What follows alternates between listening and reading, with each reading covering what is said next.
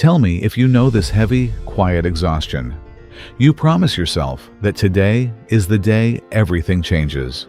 You map out the perfect routine, you vow to conquer every flaw, and you attack your life with a manic burst of energy. Yet, by the time the third evening arrives, the sheer, crushing weight of trying to be entirely perfect breaks you. The friction becomes unbearable, and the moment the discomfort peaks, you drop everything, escaping right back into the familiar, numbing comfort of your old habits. You know exactly what I mean, don't you? We have all been taught that self-discipline requires a sudden, heroic overhaul of our existence.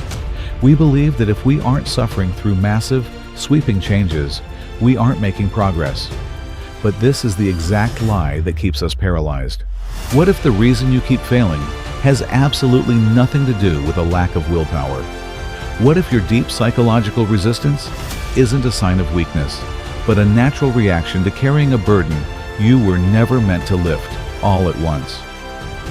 To understand how unshakable discipline is actually forged, we must look away from the dramatic transformations and instead look at a man who tried to move a mountain in a single day. Elias stood at the base of a massive, forgotten terraced garden, carved deep into a steep urban hillside. Surrounded by the distant hum of the modern city, the landscape before him was a chaotic, tangled mess of thick vines, dead wood, and years of unchecked overgrowth. But to Elias, this hill was not just a plot of neglected land. It was the physical manifestation of his own life. For years, he had let his habits decay, and today, he had sworn to fix it all. He arrived with a dozen different tools, a rigid, suffocating schedule, and a frantic, burning desperation to eradicate his past mistakes in a single, flawless weekend. He did not just want to clear the hillside, he wanted to violently purge his own feelings of inadequacy. Elias carried the heavy, exhausting delusion that true discipline had to be loud, agonizing, and immediate. He believed that if he wasn't suffering under a massive, simultaneous overhaul of his entire existence, he wasn't actually making progress. And so, he attacked the hill. He tore at the deep-rooted vines with bare hands and hauled punishing loads of debris until his muscles screamed. For 2 days, he rode the intoxicating, manic high of extreme motivation.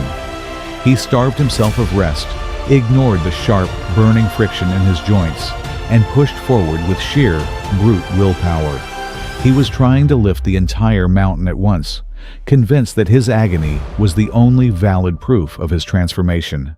Then came the morning of the third day. The manic fuel of his initial motivation had completely evaporated, leaving behind only the bitter, suffocating ash of reality. Elias returned to the base of the hill, his hands raw and blistered, his body vibrating with a deep, hollow exhaustion. He slowly looked up. The crushing psychological weight dropped onto his chest like an anvil. Despite 2 days of agonizing, back-breaking labor, the terraces still loomed over him, a towering, endless sea of tangled chaos that seemed to mock the tiny, insignificant dent he had made. In that moment, Elias felt the severe, familiar agony of the all-or-nothing crash. The sheer scale of the remaining work paralyzed him. His mind, desperate to escape the physical and mental pain, began to flood with the quiet, seductive whispers of apathy. "It's too much," the voice urged. "You are too far behind. Just go back inside. Let it stay overgrown." The heavy, pulling gravity of comfort was overwhelming. Defeated, Elias dropped his heavy iron shovel. It hit the dirt with a dull, hollow thud. He sank down onto a cold, moss-covered step, burying his face in his trembling hands, entirely prepared to walk away and let the wildness swallow him once again. But as he sat there, inches away from total surrender, his eyes caught sight of something buried beneath the dirt that would shatter his entire understanding of what it means to be disciplined. Elias stared at the damp earth between his boots. Protruding slightly from the centuries of rot and tangled roots was a single, perfectly cut paving stone. He reached down and brushed the heavy, wet soil away. It was small, no larger than his hand, yet it was immaculately shaped. As Elias traced the smooth edge of the stone, a profound, humbling realization pierced through his exhaustion. He looked back up at the towering, impossible hillside. This massive structure had not been created by a sudden, violent upheaval of the earth. It had been built exactly like this. One small, deliberate stone, placed painstakingly next to another. Elias realized his arrogance. He had been demanding the immediate, dramatic glory of a landslide, entirely refusing the quiet, unglamorous humility of the mason. His lack of discipline wasn't a failure of effort, it was a failure of patience. His ego had demanded a heroic transformation, and when the reality of the slow work set in, his ego threw a tantrum and begged him to quit. Slowly, Elias let go of the heavy, punishing iron shovel. He reached into his bag and pulled out a small, simple hand trowel. He did not look up at the mountain anymore. He forced his vision to shrink, focusing entirely on the 12 inches of earth immediately surrounding that single stone. And he began to dig. The psychological friction he experienced in that moment was agonizing. We watch him battle his own mind, which was screaming for the rush of massive, sweeping progress. His brain desperately wanted the cinematic montage, the sudden fix, the dopamine of a completed life overhaul. Moving one handful of dirt at a time felt painfully slow, almost boring, and deeply uncomfortable for a mind addicted to the all-or-nothing extreme. The urge to either rip the whole vine down or go home and sleep was a heavy, suffocating weight. But Elias anchored himself to the dirt. He forced his manic perfectionism into submission. When his mind drifted to the thousands of hours of work left on the hill, panic would rise in his chest. But he viciously pulled his attention back to the single square foot in front of him. Just this stone, he told himself. Just clear this one stone.